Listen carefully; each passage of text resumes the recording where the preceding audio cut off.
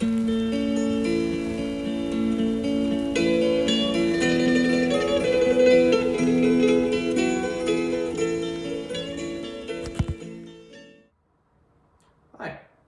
I'm Hounsell-Drover. I wrote a book. It's called The Tall Tale of the Sweet Fish. You can read it to anyone. Anywhere, really. Although, best to read it to someone who doesn't know anything about Newfoundland. And if you do that, you're going to make sure to use all the footnotes at the end. Because, well, not a lot of people know a lot about us. Which is, conveniently, why I wrote the book. And in keeping with that, I'm going to read it to you. I was going to have tea with me, but I just had a lovely pork chop dinner, and I do not have the stomach for it. I'm just going to read the ending bit for you. Or no, I suppose I really can't, can I? You need a lot of lead up for this. Alright, I'm going to read the whole thing. I hope you're strapped in. Got your tea. Or whatever. Oh, that's right. I was told, before I start reading, I've got to offer something to you. Peppermint knot. These suckers are delicious. You can't get them, well, I suppose you can get them in mainland Canada, because that's where we got these, but a Newfoundland thing. Caramels are not. Those are German. Alright. I was 18 then, that being 18 years after I was born in a winter home out the Barrens, on the Avalon Peninsula. Me and me dad were living out in Heart's Content, with mother back in town so she could take care of Nan Legg. Father and I would go out 6 months at a time to go fishing and jigging. We'd catch enough fish to pay the bills and preserve enough to keep us from starving. Lord, that morning was some brutal. It was frigid day in early March, midwinter. And the winds were cold enough to freeze men stiff. Now, these men, of course, were come from a ways, who didn't know any better, so the cold really didn't bother Dad and I, but she was a brazen temperature nonetheless. Now, that day we was putting out in my Uncle Roger's boat. Now, Uncle Roger only ever used the boat to visit his cousin Ed, up Dildo way, so he really didn't mind us using Lucy, name Roger chose for the boat after his late wife, to go fishing. In those days, before the fisheries closed down, the wires were thick with rumors and news about this particular breed of fish. Now the folks in town, or even the mainlanders, had some fierce name for them. We being baymen, simply called them sweetfish. Well, my duck, that morning 'twas not just the wires, no sir, the air was thick with gossip. I hear their skin lops off when you put the knife to 'em, like pig's fat on a stove, said Rick, who was from Carbonear, if I remember it right.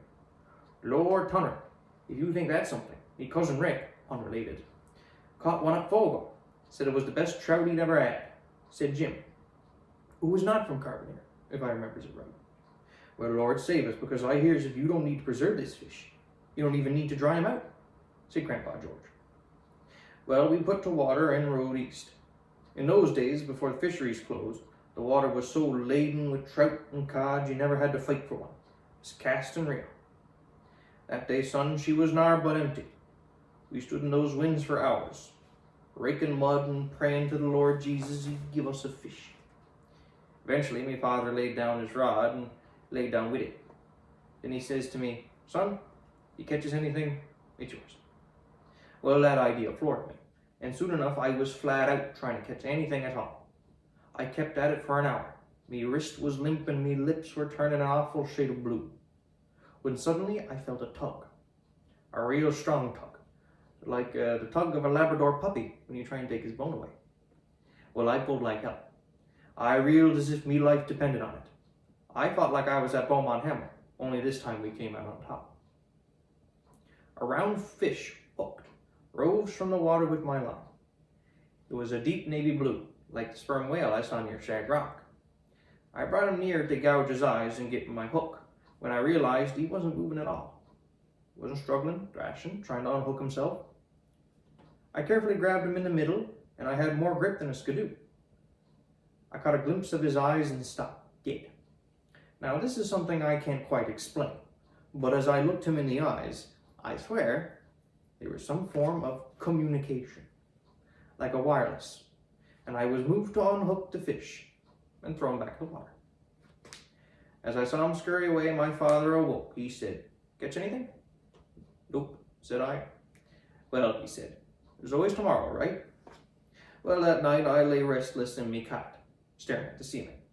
It was like I'd had the hag, and was too afraid to risk sleep again. Jesus, I was in a panic. I tossed away the only catch of the day, a sweet fish no less.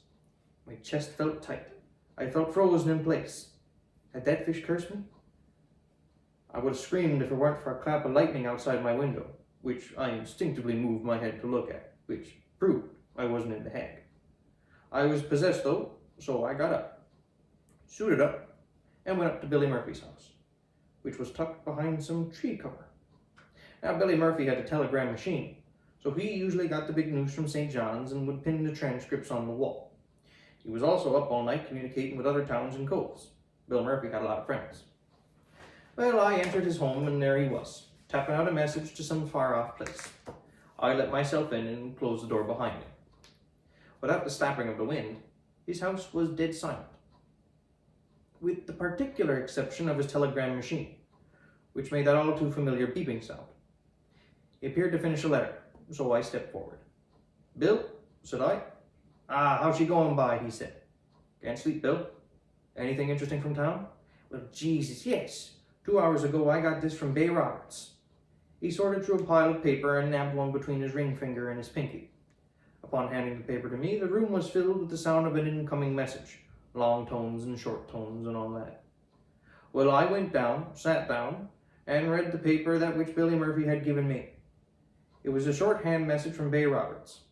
Apparently, some fellow from town had done some kind of survey in the water, and came to the conclusion that there was only one school of sweet fish left. Well, I came to my feet and shouted, "Jesus, Bill, have you read this?" But as I looked over to the telegram machine, he was fast asleep. The day's work done. Well, I folded that little piece of paper and exited Billy Murphy's salt house, and ran down to where my father and I had been sleeping.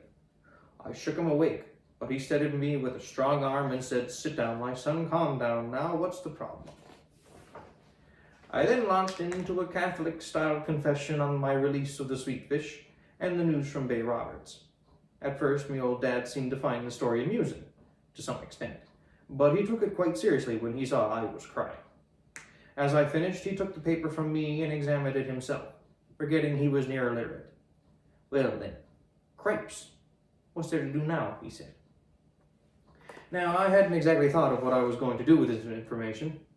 In fact, I had assumed my dad would know, but he seemed as clueless as I. For a moment, we both went silent. Him, I presume, was in waiting for me. I thought back to earlier that day with Sweetfish, how we spoke with no words, and how we parted ways on good terms like good Newfoundlanders. In a flash, I made a choice. A choice, by God, I stand by today. "We've got to save the fish, Dad." "Save the fish," he said. "Save the last school of sweet fish from starving islanders like us. That's mad, why?" But I disagreed. "Yes," said I. "If we don't save them, they'll be dead and gone, like Pop Leg last year." Now, Pop Leg and me dad were close. In-laws, but close. So, understandably, this struck a chord in me dad. "Well then, my son, if you're possessed to save these fish, then do it. I am too old to embark on whatever it is you think you're doing, but I will get you the boat, and I will stall the bayman here until you leaves. Just come back to town when you're done. Poor Roger still needs the boat." "I will, Dad. Promise. Tell Mom and Dan I'll be all right. Will you?" "Anything, son. Just make sure you keep that promise, or so help me God, when your mother gets to heaven, she'll beat the shit out of you, and then she'll beat you for shit." Well, I picked up my pack and nodded before leaving the shack entirely. In the dead of night, I took Roger's boat and began to row north, like Father and I had done earlier that day. Only this time it was twice as cold, and many times more lonely. I rowed until I saw the shore no more, and the waves seemed to sick on me like a fairy on a child, too far into the woods. To calm me nerves, I began to sing quietly, "Sweet Forget-Me-Not," if I remember.